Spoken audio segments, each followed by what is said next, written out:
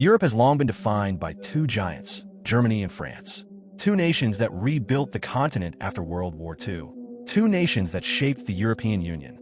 Two nations that believed their economic dominance would last forever.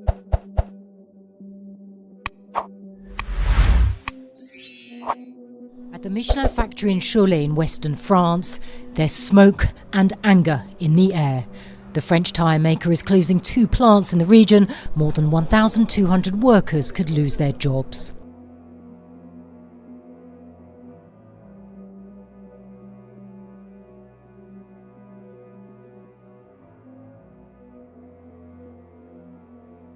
Now then, Volkswagen is reportedly planning major job cuts as it struggles to turn around its business. Tens of thousands of job cuts mark a 10% pay cut across the board, and 3 factories all set to be closed in Germany. That's what the company has told staff representatives this Monday. The head of the employee council said the plan was, quote, serious and should not be misconstrued as saber-rattling in the union's ongoing negotiations over pay. Now, the Volkswagen Group has around 300,000 employees. But today, something is shifting in the shadows. While Western Europe enters an age of stagnation, with collapsing industries, demographic decline, and political paralysis, a new engine is roaring to life. Not in Paris, not in Berlin, but in the East. Poland, Czechia, Slovakia, Hungary, the Baltic states, nations once dismissed as post-Soviet, now becoming the economic heartbeat of the entire continent. This is the forgotten story of Eastern Europe's rise. A rise few predicted, fewer understood, and almost no one in the West wants to talk about. Welcome to the Rise of Nations.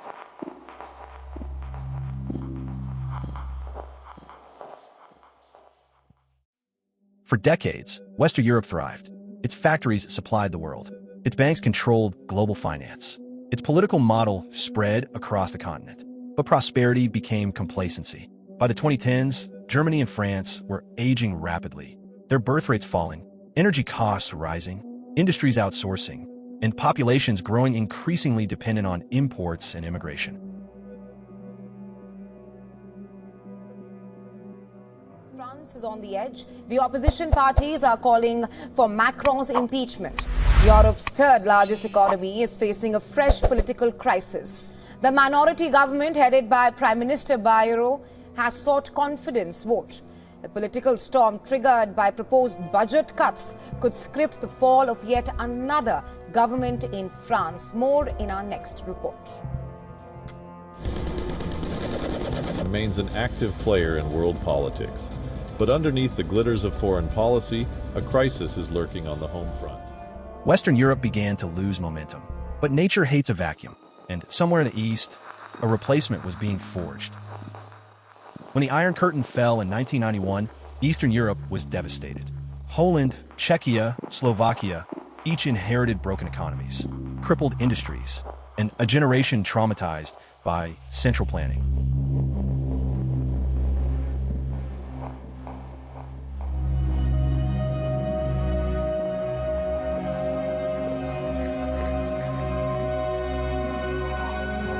But instead of surrendering, they rebuilt.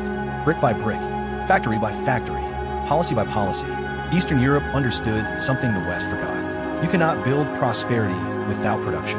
While Western Europe talked about service economies, Eastern Europe doubled down on manufacturing, engineering, and hard skills. They didn't try to mimic Silicon Valley. They didn't abandon industry. They rebuilt it, and the results are staggering. Today, the geography of European industry has flipped.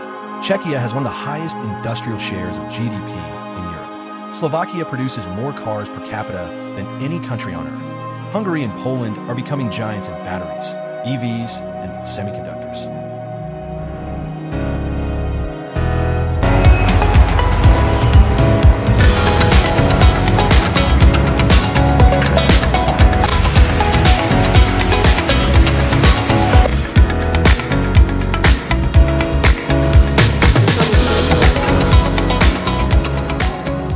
The West invented the industry, but the East is perfecting it. Lower costs, higher efficiency, educated workers, stable policies, and a hunger to grow.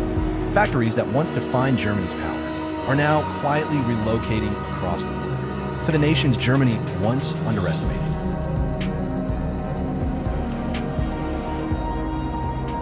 Poland stands at the center of this transformation, from post-Soviet poverty to a $1 trillion economy.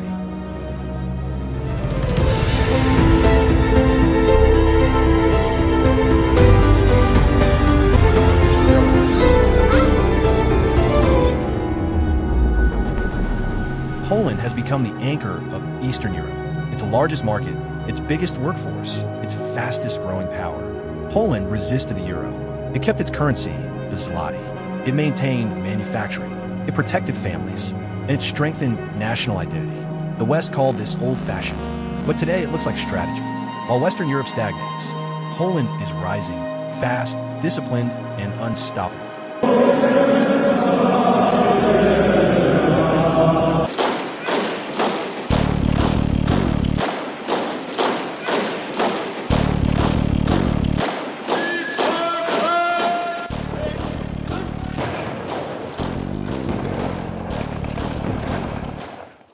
Czechia is now wealthier per capita than Spain and Italy. Let that sink in. With world-class engineering, disciplined labor, and a manufacturing sector stronger than Germany's, Czechia has become the industrial brain of Europe. Slovakia, humble in size, is a global outlier, producing more cars per capita than Japan, the US, or Korea.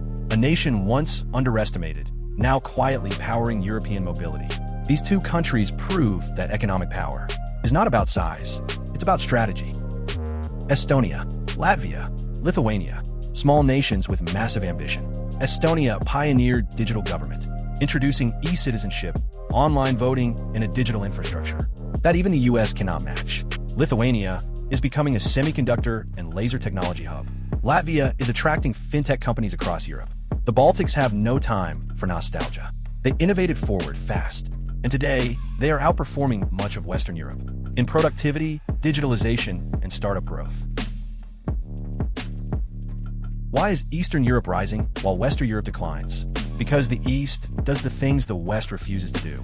Protecting manufacturing, investing in technical education, rejecting hyperdependence on imports, encouraging families and higher birth rates, maintaining cultural continuity, preserving national identity, keeping borders controlled, prioritizing economic sovereignty. These policies are not extreme.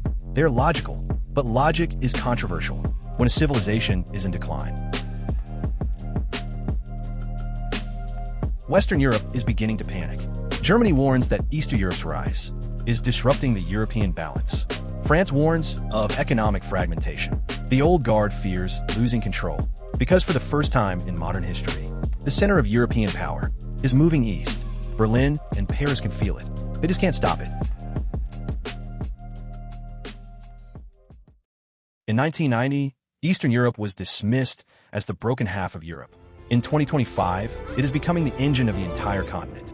This is not a temporary boom. It is a structural shift, the result of discipline, resilience, and long-term strategy. The West believed power was guaranteed. The East knew power had to be earned. And now, the world is watching, as the map of Europe redraws itself, not from west to east, but from decline to rise. This is not just an economic story. It is a civilizational one. The nations that rise are the nations that work, build, believe, and refuse to forget who they are. Eastern Europe remembers, and that is why it is rising. Welcome to the new engine of Europe.